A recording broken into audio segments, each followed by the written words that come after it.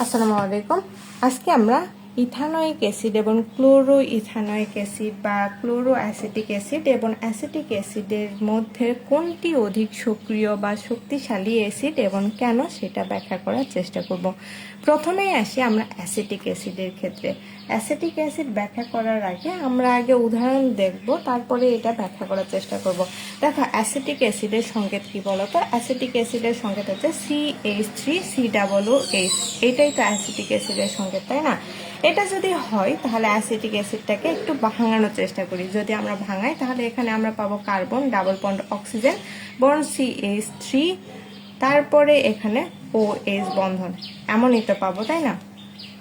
এখন কথা হচ্ছে, আমরা যদি তড়িৎ ঋণাত্মকতার ক্ষেত্রে লক্ষ্য করি, অক্সিজেনের তড়িৎ ঋণাত্মকতা আমরা জানি 3.5 এবং কার্বনের তড়িৎ ঋণাত্মকতা কত? 2.5, তাই না? যদি এই যে আমাদের অক্সিজেনের থেকে কার্বনের তড়িৎ ঋণাত্মকতা কম, তাহলে এখানে আমাদের অক্সিজেন আর কার্বনের মধ্যে ডাবল বন্ড আছে। তার মধ্যে অক্সিজেনের তড়িৎ ঋণাত্মকতা বেশি হওয়ার কারণে অক্সিজেন কি করবে? তার নিজের দিকে এই পাই ইলেকট্রন টেনে নেওয়ার চেষ্টা করবে। যদি অক্সিজেন নিজের দিকে ইলেকট্রনটা টেনে নেওয়ার চেষ্টা করে, তাহলে অক্সিজেনের এখানে হয়ে যাবে ডেল নেগেটিভ আর কার্বনের এখানে হয়ে যাবে ডেল পজিটিভ। মানে কার্বনের থেকে অক্সিজেন ইলেকট্রনটা নিয়ে নিল, তখন এখানে কি হলো বলো তো? এখানে পজিটিভ, মানে এখানে তুলনামূলকভাবে ইলেকট্রনের ঘাটতি দেখা দিল। আমরা একটু স্মুথলি বোঝার চেষ্টা করি যে এখানে কার্বনের পজিটিভ যে চার্জটা সেটা ঘাটতি হলো, মানে পজিটিভ চার্জটা কমে গেল, যা দরকার ছিল বা যে যতটুকু দরকার ছিল তার থেকে কমে গেল। এখন এই কার্বন কি করবে? কার্বন চাইবে তার আশেপাশে কারো একটা থেকে ইলেকট্রন নেওয়ার জন্য। ইলেকট্রন নিয়ে এই তো পজিটিভ থাকবে না, সে কেন পজিটিভ থাকবে?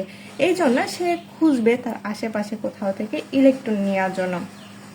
তখন দেখবে যে এই যে আমাদের কার্বন এবং অক্সিজেনের মধ্যে যে বন্ধনটা আছে, সেই বন্ধনের এখানে অক্সিজেন, এই কার্বনটা এই অক্সিজেনের থেকে ইলেকট্রন নেওয়ার চেষ্টা করবে। যখন ইলেকট্রন নেওয়ার চেষ্টা করবে, অক্সিজেন তো এমনিতেই তড়িৎ ঋণাত্মক, কার্বনের থেকে বেশি তড়িৎ ঋণাত্মক। আর তড়িৎ ঋণাত্মক হওয়ার কারণে আমাদের কি তড়িৎ ঋণাত্মকতার পার্থক্য হওয়ার কারণে এই অক্সিজেন তো একে ইলেকট্রন দিবে না, সে কি করবে? এই হাইড্রোজেনের থেকে ইলেকট্রন নিয়ে কার্বনকে দিবে। যখন হাইড্রোজেনের থেকে ইলেকট্রন নিয়ে কার্বনকে দিবে, তখন আমাদের কি হবে? হাইড্রোজেন এবং অক্সিজেনের মধ্যে এই বন্ধনটা ভেঙে যাওয়ার কথা। কিন্তু দেখো, এখানে আমাদের আছে CH3 মূলক, মানে আমাদের এটা মিথাইল গ্রুপ। আর মিথাইল গ্রুপ আমরা জানি ইলেকট্রন দানকারী গ্রুপ। কি গ্রুপ? ইলেকট্রন দানকারী গ্রুপ।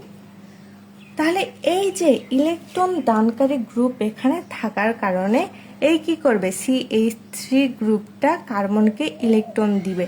যতটুকু কার্বনের পজিটিভের ঘাটতি ছিল, সেই ঘাটতির থেকে বেশি পরিমাণে ইলেকট্রন, মানে আমাদের এই যে কার্বন এর H3, মানে 3টা হাইড্রোজেন কার্বনকে দিয়ে দেওয়ার সক্ষমতা রাখে। এখানে যতটুকু পজিটিভের ঘাটতি ছিল, ততটুকু পজিটিভ যদি এখান থেকে আমাদের মিথাইল গ্রুপ থেকে আসে, তাহলে কি এই অক্সিজেন থেকে নেওয়ার দরকার আছে? নেওয়ার তো দরকার নাই, তাই না? কারণ কার্বনের যতটুকু পজিটিভের ঘাটতি হয়েছিল, সেই ঘাটতিটা তো মিথাইল গ্রুপ পূরণ করলো। এই জন্য আর আমাদের অক্সিজেনের থেকে এই ইলেকট্রনটা নেওয়ার প্রয়োজন পড়ে না। এই জন্য অক্সিজেন আর হাইড্রোজেনের মধ্যে যে বন্ধনটা, সেই বন্ধনের দৃঢ়তা বৃদ্ধি পায় এবং ইলেকট্রন ত্যাগের প্রবণতাটা কমে যায়। এই যে দেখো, এই কি করছে? এই কার্বনকে যখন ইলেকট্রন দান করছে, তখন এই অক্সিজেন এবং এই হাইড্রোজেনের মধ্যে ইলেকট্রনের একটা ঘনত্ব বৃদ্ধি পাচ্ছে, কারণ আমাদের কার্বনের থেকে অ্যাভেলেবল অক্সিজেন ইলেকট্রন নিয়ে নিচ্ছে। এই জন্য আমাদের অক্সিজেন আর হাইড্রোজেনের মধ্যে বন্ধনটা আরো দৃঢ় হয়ে যাচ্ছে। তাহলে এটা ব্যাখ্যা কিরকম ভাবে দেওয়া যায় বলতো? যে অ্যাসিটিক অ্যাসিড CH3COOH অণুতে এই কার্বক্সিলিক গ্রুপের সাথে সরাসরি একটা মিথাইল গ্রুপ যুক্ত থাকে। আর মিথাইল গ্রুপ হলো একটা ইলেকট্রন দানকারী গ্রুপ তথা ধনাত্মক আবেশীয় গ্রুপ। এই যে আমাদের মিথাইল গ্রুপ যেটা রয়েছে, এই কি ইলেকট্রন দানকারী গ্রুপ। আর ইলেকট্রন দানকারী গ্রুপ হওয়ার কারণে ধনাত্মক আবেশীয় প্রভাব দ্বারা কার্বক্সিলিক গ্রুপের OH অংশের অক্সিজেন পরমাণুর ইলেকট্রন ঘনত্ব বৃদ্ধি করে। ইলেকট্রন ঘনত্ব বৃদ্ধি করা মানে কি বলতো, কোনো একটা নির্দিষ্ট স্থানে ইলেকট্রনের উপস্থিতিটা, তাহলে এই যে এখানে ইলেকট্রনের উপস্থিতিটা পর্যাপ্ত পরিমাণে থেকে যায়, কারণ এখানে ইলেকট্রন দানকারী গ্রুপ রয়েছে। এখানে ইলেকট্রনের যদি স্বল্পতা না পড়ে তাহলে হাইড্রোজেনের থেকে ইলেকট্রন নেওয়ার তো প্রয়োজন পড়ে না, তাই না? তাহলে এখানে ইলেকট্রনের ঘনত্ব বৃদ্ধি করে, ফলে অক্সিজেনের তড়িৎ ঋণাত্মকতা কিছুটা হ্রাস পায় এবং OH বন্ধনের ইলেকট্রন জোড় অক্সিজেনের দিকে বেশি সরে থাকে না। যখন আমাদের এখানে যতটুকু পজিটিভের প্রয়োজন ছিল বা অক্সিজেনের যতটুকু ইলেকট্রনের প্রয়োজন ছিল তার থেকে বেশি ইলেকট্রন যদি সে গ্রহণ করে তাহলে এখানে তড়িৎ ঋণাত্মকতা কিছুটা হ্রাস পাবে এবং এই যে অক্সিজেন এবং হাইড্রোজেনের যে ইলেকট্রন জোড় সেটা অক্সিজেনের দিকে তড়িৎ ঋণাত্মকতার পার্থক্যর কারণে অক্সিজেনের দিকে নেওয়ার কথা ছিল না। এই যে এই বন্ধনটা কি করার দরকার ছিল, হাইড্রোজেন এবং অক্সিজেনের মধ্যে তড়িৎ ঋণাত্মকতার পার্থক্য থাকার কারণে বা অক্সিজেনের তড়িৎ ঋণাত্মকতার পার্থক্যটা বেশি হওয়ার কারণে অক্সিজেন নিজের দিকে টানে নেওয়ার কথা ছিল। কিন্তু এখানে যদি পর্যাপ্ত পরিমাণে ইলেকট্রন থাকে তখন তো এই বন্ধনের থেকে বা হাইড্রোজেনের থেকে ইলেকট্রন নেওয়ার প্রয়োজন পড়ে না। এই জন্য আমাদের এই ইলেকট্রনটা বা আমাদের হাইড্রোজেনের থেকে ইলেকট্রনটা নিবে না, তাই আমাদের অক্সিজেন হাইড্রোজেন বন্ধন ভেঙে প্রোটন উৎপন্ন হওয়ার প্রবণতা কম। আর যত পরিমাণে আমরা জানি যে অ্যাসিড কারা বা শক্তিশালী অ্যাসিড কারা, যারা অতি সহজে প্রোটন দিয়ে দিবে, প্রোটন দানকারী গ্রুপ বা যে যত বেশি প্রোটন ত্যাগ করতে পারে সে তত বেশি অম্লীয় প্রকৃতির হয়। তাহলে এটা থেকে বলতে পারি না যে এটা আমাদের কম শক্তিশালী বা কম সক্রিয়। এখন আসি আমাদের ClCH2COOH বা ক্লোরো অ্যাসিটিক অ্যাসিডের ক্ষেত্রে। ক্লোরো অ্যাসিটিক অ্যাসিডের যদি আমরা একটু ভাঙাই, আগে দেখি যে এইটার উদাহরণটা। আমাদের সংকেত কি, ClCH2COOH, এটা সংকেত, তাই না? এখন আমরা এটার কি করব, গাঠনিক সংকেতটা লেখার চেষ্টা করব। দেখো আমাদের কার্বক্সিলিক গ্রুপকে যদি আমরা ভাঙাই তাহলে জানি যে আমাদের carbon double bond oxygen bond ও বন্ড H, এমনই তো হওয়ার কথা। এখন কথা হচ্ছে এরপরে এইদিকে কে আছে, এইদিকে আছে CH2 গ্রুপ, তারপরে আছে আমাদের ক্লোরিন গ্রুপ। এখন আসি ক্লোরিনের ক্ষেত্রে। আমরা জানি যে ক্লোরিনের ইলেকট্রনের প্রতি তীব্র পরিমাণে আকর্ষণ, তীব্র মানে বহুত তীব্র পরিমাণে, আর বহুত তীব্র পরিমাণে ইলেকট্রনের প্রতি আকর্ষণ থাকার কারণে এই যে দেখো এই কার্বন আর অক্সিজেনের মধ্যে আগের মতো তড়িৎ ঋণাত্মকতার পার্থক্য থাকার কারণে কার্বন কি করবে, এই অক্সিজেনকে ইলেকট্রন দিয়ে দিবে। যখন ইলেকট্রন দিয়ে দিবে আবারও কার্বন পজিটিভ হয়ে যাবে। তখন এই ক্লোরিন কি করবে, ক্লোরিন তার পজিটিভ থাকা সত্ত্বেও ক্লোরিন নিজের দিকে ইলেকট্রন টেনে নেবে।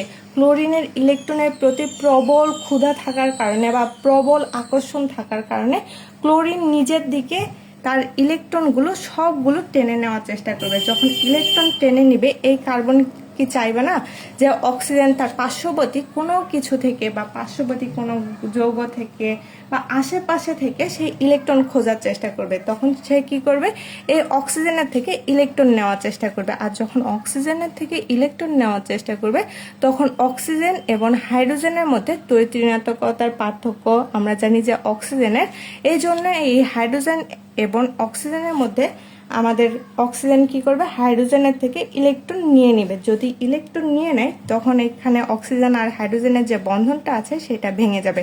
ভেঙে গিয়ে আমাদের এখানে কি হবে, এই কার্বন এই হাইড্রোজেনের থেকে প্রোটন নিয়ে নেবে। এই যে আমাদের ভেঙে যাচ্ছে, প্রোটনটা অপসারিত হয়ে যাচ্ছে।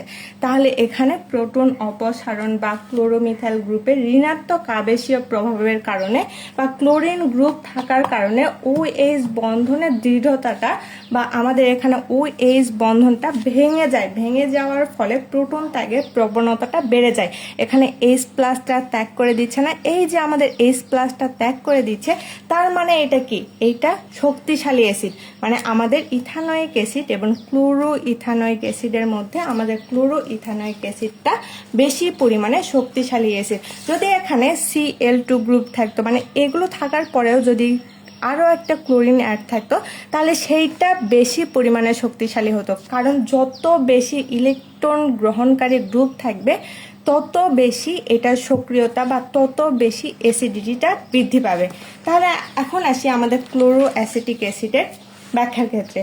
অন্যদিকে আমরা বলতে পারি যে ক্লোরো অ্যাসিটিক অ্যাসিড ClCH2COOH অণুতে ক্লোরিন পরমাণু যুক্ত রয়েছে।